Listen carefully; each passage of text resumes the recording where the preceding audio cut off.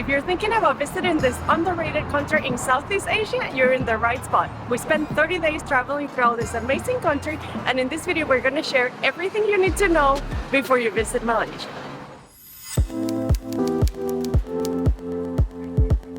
There are no special visa or entry requirements for us as a US or Venezuelan passport holder. As a Venezuelan, I was allowed to stay 30 days. If you have a US or EU passport, you're allowed to stay up to 90 days. Just know that you do need proof of onward travel, which means a ticket out of the country within the time frame. They did ask for that ticket when we were leaving the US, so remember that. The first thing we'll talk about are what type of plugs are used in Malaysia, and they use the same ones that are used in the UK, so not the same as the US or Western Europe. So we travel with a universal adapter, and it has been a lifesaver, and this is the one that we've been using since we started traveling.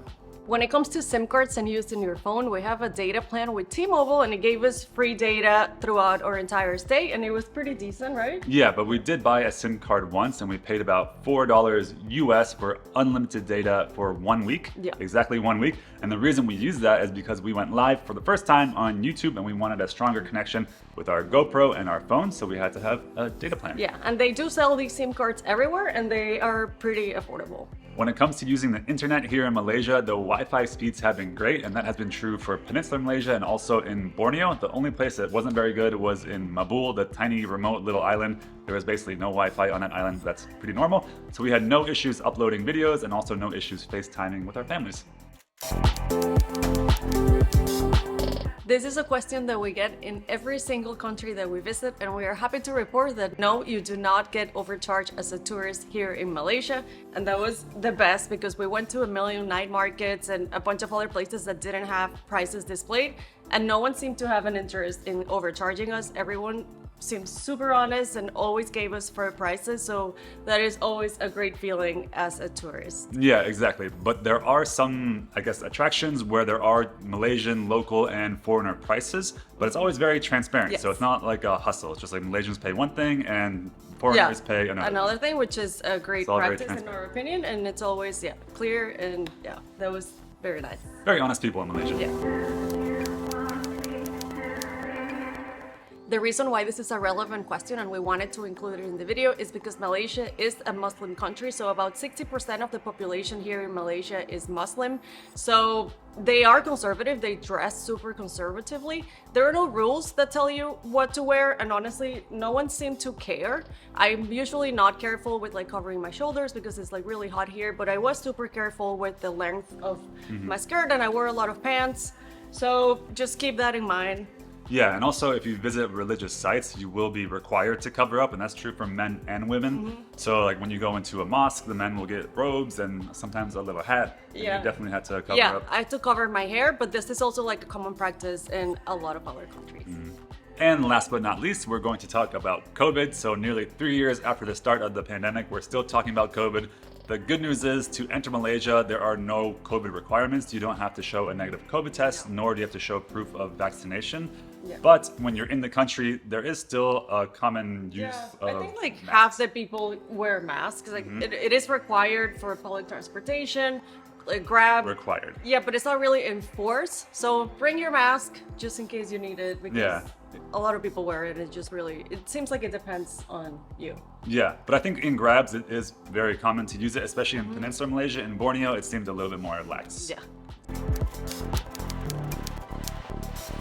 It's time for a quick little Malaysia 101. So in terms of geography, there are two parts to Malaysia, and this is something that I actually didn't know before coming here or before researching Malaysia. There's Peninsular Malaysia, and that's the Malaysia that I guess most people are familiar with. That's where Kuala Lumpur is and some of the other major cities, and Singapore's at the bottom, Thailand's at the top. But then there's also Malaysian Borneo, and that is an island that Malaysia shares with Indonesia and Brunei. So Malaysia has the top third, more or less. And it's very beautiful, and that's where you have orangutans. We spent 30 days traveling throughout Malaysia, 15 days in Peninsular Malaysia and 15 days in Malaysian Borneo, and we wanted to make this travel series as diverse as possible, so that's why we went to a couple of big cities, we went to the beautiful lush jungle, we explored amazing beaches, and we're gonna tell you exactly what we did, and I'm gonna grab the laptop so we don't leave anything out. So we started our journey with 10 days in the capital city of Kuala Lumpur, and we decided to stay 10 days because we thought we were going to be super jet lagged, but the irony is that we weren't jet lagged at all after our 50-hour travel day from the US. But anyway, this was the perfect introduction to Malaysia. We ate so much good food, had a ton of fun, rode a roller coaster indoors. It's really a fantastic city. Then we rode in style on a business class train from Kuala Lumpur to Penang, where we spent 5 days in beautiful Georgetown. This is Malaysia's second biggest city, and we think it is a must visit. It is super cool with all the street art and also very different cuisines and a huge Chinese influence. So there's Chinese shop houses and Buddhist temples, and the vibe there is just very interesting. They also have a great cocktail bar. Reason enough to go there.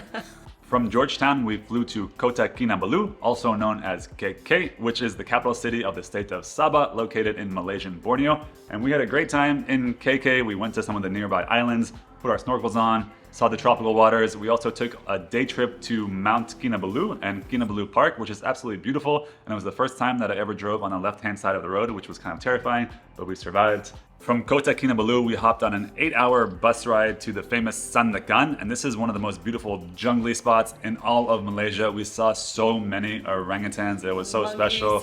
Monkeys. We went on jungle walks in the canopies during the day and night. We saw glow-in-the-dark scorpions, tarantulas. I got to pet a frog. It was a great experience. And our last stop was the tiny little island of Mabul, and it was absolute paradise. This place is very special for snorkelers and divers, and we had so much fun going underwater. The marine life is beautiful. We saw so many turtles. It didn't go exactly how we envisioned or planned our visit to Mabul. But in a way, it was the perfect ending. And we made videos about our entire journey, so I'm going to put the travel series here so you guys can check it out. Anything that you're interested in, like we made videos about basically everything. Also, unfortunately, we missed a lot of great places. As we mentioned earlier, we wanted to make the travel series as diverse as possible. So obviously we couldn't go to all the major cities, all the major beach towns and islands, all the nature areas. However, we have shared most of our Malaysia videos already, and locals have been so nice at recommending places that basically we want to come back to on our second trip to Malaysia. Exactly. So these places are... So Malacca, I think, is a very popular historic town that we missed out on. Also, Genting Highlands, so that's, I think, pretty close to KL, and it's kind of like a Las Vegas-y scene going on. The Cameron Highlands with the tea plantations. Also the islands of Langkawi, I believe it's called, close to Penang. And also the state of Sarawak in Borneo, where you can go into the jungle and hang out with like the former headhunters. Tons of cool spots. Yes. We have a lot to see when we come back. 30 days in Malaysia was not enough, and we can't wait to come back and explore all these places. We really like to pick up a few words in every country that we visit. We think it's a sign of respect to locals to at least show the effort to try to learn a few words in their language and not assume that everyone is going to speak English. However, Malaysia is one of those countries where English is a default second language. So we weren't forced to learn that many words, but we did learn a few and we want to share them with you. Hello. Salam, or hello. And even Assalamu alaikum is also a fairly common greeting. Can you say it slower? Assalamu alaikum. Thank you. Thank you. Terima kasih. Chicken. Ayam. Beef. Daging, but this one's a little bit different. I think daging lembu is technically beef. Daging is just kind of like red meat, but sometimes it's also generically used as beef. So not chicken or fish, basically. Yes. Or pork. Yeah. 1. Satu. 2. Dua. 3. Tiga. Yes. Yes. Ya. No. Tidak. That's your Malaysian Tidak. lesson. Tolonglah. That means no, please. No. Tidak, terima kasih. No, thank you, I think. All of these words, travel tips, and basically everything that we're talking about in this video are going to be linked in a PDF in the description that if you put your email, you'll get a cute one-page printable PDF that you can bring with you to Malaysia. The currency in Malaysia is the ringgit, and when we visited in March 2023, $1 equaled 4.5 ringgit. It's also a very stable currency, so you don't have to worry about a lot of foreign exchange fluctuations during your vacation. Credit cards are widely accepted even for smaller transactions, but just try to stick with Visa or MasterCard. American Express is usually not a great option unless you're just going to a bigger establishment. Smaller places like this won't accept Amex. And when it comes to tipping, you'll be relieved to know that tipping is uncommon in Malaysia. So you won't be expected to give a tip at restaurants, for taxi drivers, or in general for most services like the haircut I got. Although I did give my guy a tip and he looked very surprised, but he did a great job. That said, at some more formal restaurants, you might see them add 10%, never more, to the bill. So there is sometimes tip included. But in general, the only people that you would tip in Malaysia are tour guides and also hotel staff.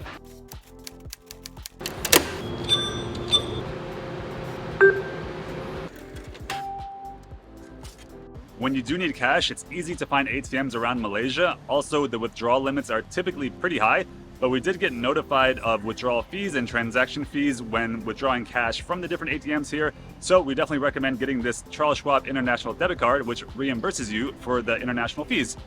So if you can get it, we recommend it. If you are new around here, let us quickly introduce ourselves. My name is Aimara. And I'm Gordon, and we are Ways of the World. We're a slow traveling couple, and we love to take our time exploring countries so we can get to know the people, the culture, the food. Everything, and we love to share our adventures with you. So far, we have done 6 travel series. The first one was in Turkey, then we went to Mexico, then Albania, Romania, Portugal, and now we are in beautiful Malaysia. So make sure to subscribe to follow the rest of our adventures because we have an amazing 2023 plan. And sorry for the sweaty intro, we're in Borneo. We're in Borneo, so we're in the jungle and we're sweaty. Thankfully, we say this after each travel series, but in our experience, Malaysia is a very safe place to visit. Locals did warn us about bag snatchers and pickpockets, but we never had a bad experience. So all in all, Malaysia is super, super safe. Now we're going to talk about how much we spent during our 30 days here in Malaysia, and we're going to cover accommodation, food, activities, and transportation. I have the file here. For Airbnbs, we averaged $39 a night, which is our lowest average ever, so we were very happy about that. And we also stayed in really nice and comfortable places with a working space. Some of them had gyms, pools, kitchens, very spacious, very nice, always very clean. Ironically, the more rustic one that we stayed at was the most expensive, and that one was $73, and it was in Mabul. But I mean, we were in paradise. A very remote spot. Yeah. But other than that, like, your money goes a long way, right? Yeah, so I think this place right now is $22 in the middle of KL. Yes, so pretty that's affordable. Yeah, and it's very nice. For food, we're comparing grocery stores versus restaurants, and we quickly realized that eating at home healthy meals was going to be more expensive than eating street food. So believe it or not, you probably won't believe it, 90% of our meals are home-cooked meals at home, very clean, very healthy. Yeah. So this is how much we spent in each, I guess, during the 30 days. So in grocery stores, we spent $348, and on restaurants, which includes alcohol, but we didn't drink more than once a week, it was $389. So this makes an average of $12 a day per person, which I think it's really good, but it can be a lot cheaper. If you're only here on vacation, please just enjoy all the street food because it's so cheap, it's so delicious. We're gonna cover food later in the video, but... And one thing to add, they also have wet markets where you can buy fruits and vegetables and meats, and it's a lot cheaper than the supermarket, but we just don't have time to shop at a wet market, frankly. But if you do want to cook for yourself and you have time to go to a wet market, just buy you're gonna save a lot more money. For transportation, this is how much we spent. So we took 2 buses only in Borneo, and one cost $10 and the other one was $9. These are prices per person. For trains, we only took the train once from KL to Penang, and we paid $40 per person, but that was business class. The regular ticket is $20, so you don't have to spend $40, even though it was worth it and it was awesome. We flew once and we paid $131 per person, and that included our luggage fees, but this can be a lot cheaper if you're only traveling with a small backpack. There's a lot of cheap flights connecting different parts of Malaysia. Grab, which is like Uber, has been our main form of transportation because it's affordable, it's faster, it's very convenient. So we have taken 37 rides and the average has been $3, which again, the train and public transportation in the bigger cities especially, it's a lot cheaper, but we're always running against time. And $3 is not bad for an average. Yes. We had some more expensive trips. And for car rentals, we only rented a car once, and it was $37 a day, and we spent $9 in gas. Yeah, so gas is subsidized here in Malaysia, so it's very affordable. Yes.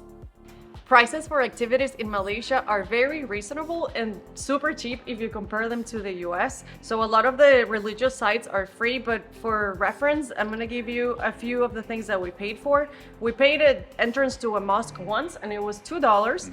Park entrances range from $5 to $11. We took an island boat ride in Kota Kinabalu and it was $20 per person.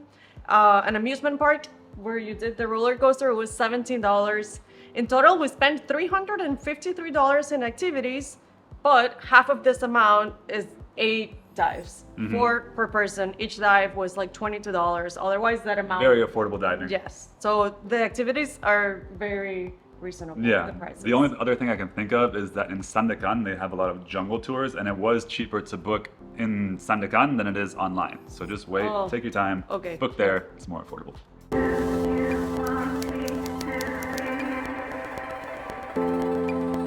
Malaysian food is so amazing that it's reason enough to visit this country, and there's so many awesome influences to the cuisine here. So you have local Malay, Chinese, Indian, all adding their spices and flavor to the dishes here. But in general, you can think of a lot of spiced and spicy / nutty curries mixed with coconut rice, also a lot of dry noodle dishes, and also their iconic soups. Getting around Malaysia by bus is the most common and also generally the cheapest way to get from place to place. We only took 2 buses, both in Malaysia and Borneo, and they weren't the luxury bus experience that you can get from Kuala Lumpur to Georgetown, but it did the job. We used the site easybook.com to buy our bus tickets in advance, and we can recommend them. Also, one more important thing to note is that it is good to buy your bus tickets in advance, especially if you're traveling around public holidays, because tickets do sell out.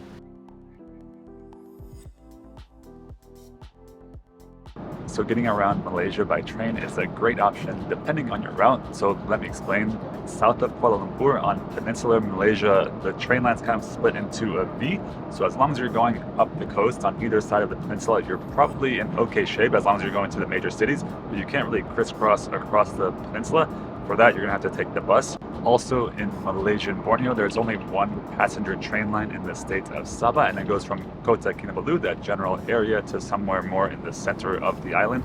So not very useful for tourists, but anyway, we'll put more details on the different train routes in the PDF that you can find in the description. There are a good amount of airports in Malaysia that make it super easy to move around the country by plane, and if you're visiting both peninsular Malaysia as well as Malaysia and Borneo, you will have no choice but to hop on a flight. Just keep in mind that you might have a layover in KL depending on your route. Flights between popular places like KL and Georgetown are incredibly cheap, but also please consider looking into options by train or bus because they're more environmentally friendly.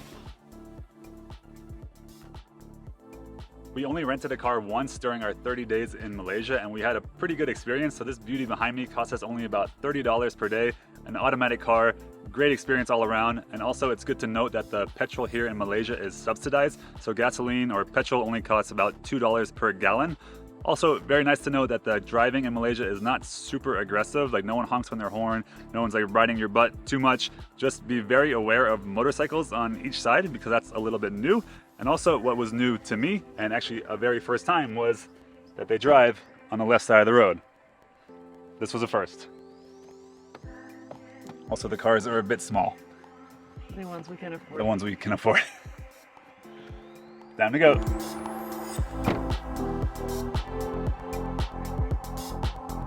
We found that the easiest way to get around the cities in Malaysia is by using Grab, which is basically Malaysia's version of Uber. The rides were also pretty affordable, between $1.50 and $7 to get around the city and also to some places on the outskirts of certain cities.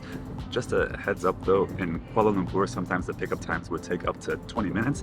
And also here in Georgetown, they canceled a bunch of times to take us to the airport because the fares were too low. So plan ahead.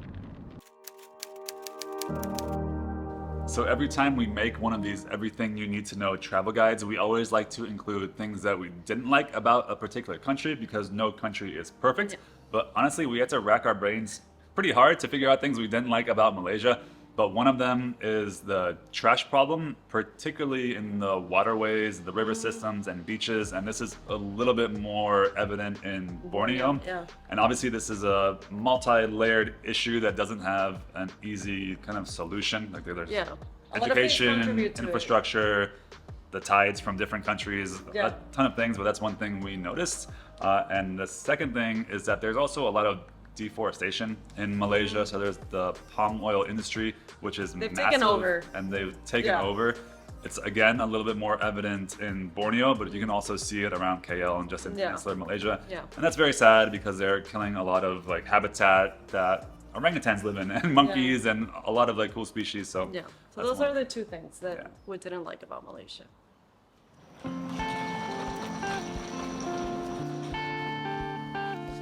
Well, the time has come and we have to leave Malaysia. We want to thank everyone that we met, that we interacted with. You guys are so nice and kind and welcoming, and everyone who also watched our videos and left recs and comments and everything. Thank you so much. Yeah, our channel has grown so much over this period when we started posting in Malaysia, and you guys have been awesome in the comments, giving local recommendations and tips Yeah. of where to visit, and just being very kind and welcoming again. So Yeah. thank you for all the support. We learned so much thanks to you, so really thank you. We could not be more grateful. And please don't stop following along. We have so many cool adventures planned that we can't wait to share with you. And also we're gonna totally come back to Yeah, Malaysia for sure. because we love this country so much. And what's next for us? Later today, we are flying to Sri Lanka. That is our next travel series, and we're super pumped because we're doing things a little bit differently. It's going to be our biggest adventure ever. Yep. A little bit crazy, a little bit risky, but if not now, then when? Exactly. But anyways, there's a PDF, don't forget about that one, in the description, so you can download it and you can find all the great recommendations, travel tips in one clean spot. Yes, It's free to exactly. download. Enjoy it. Once again, Malaysia, thank you. Thank you for the special memories. Terima kasih. You made us feel at home, and I want to read this comment that someone left on our YouTube videos, and it says, once you touch your feet in Malaysia, you are Malaysian. Welcome home. And I feel like it's true. Like, that's how it feels. This place feels like home, and it was so special. So thank you so much. And yeah, we will see you on a travel day to Sri Lanka. Terima kasih. Terima kasih, Malaysia. See you later. We love you.